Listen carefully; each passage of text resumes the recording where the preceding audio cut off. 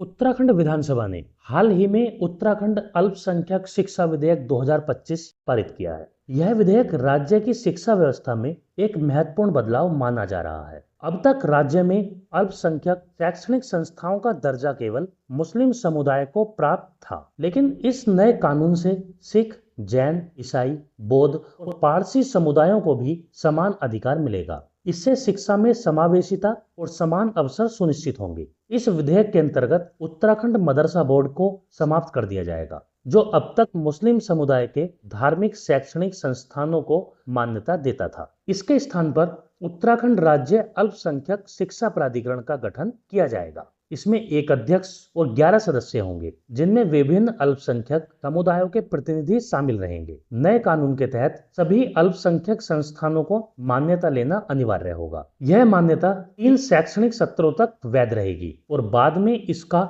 नवीनीकरण करना होगा। मान्यता प्राप्त करने के लिए संस्थानों को सोसाइटी एक्ट, ट्रस्ट एक्ट या कंपनी एक्ट के तहत पंजीकृत होना, अपनी जमीन व बैंक खाता संस्थान के नाम पर होना और वित्तीय लेन देन में पारदर्शिता बनाए रखना जरूरी होगा। इस विधेयक से सबसे बड़ा प्रभाव यह होगा कि शिक्षा का लाभ अब केवल एक समुदाय तक सीमित न रहकर अन्य अल्पसंख्यक समूहों तक भी आसानी से पहुंचेगा। इससे शिक्षा प्रणाली अधिक समान, पारदर्शी और गुणवत्तापूर्ण बनेगी। साथ ही सरकार को भी इस संस्थानों पर निगरानी रखने और समय समय पर दिशा निर्देश जारी करने का अधिकार होगा। सरकार ने इसे ऐतिहासिक कदम बताया है। मुख्यमंत्री पुष्कर सिंह धामी ने कहा कि यह विधेयक अल्पसंख्यकों के संवैधानिक अधिकारों यानी अनुच्छेद 29 और 30 को सशक्त करेगा और शिक्षा में सुधार लाएगा। दूसरी ओर विपक्ष ने इसे लेकर सवाल उठाए। कांग्रेस नेता हरीश रावत ने कहा कि सरकार शिक्षा व्यवस्था की मूलभूत समस्याओं को हल करने के बजाय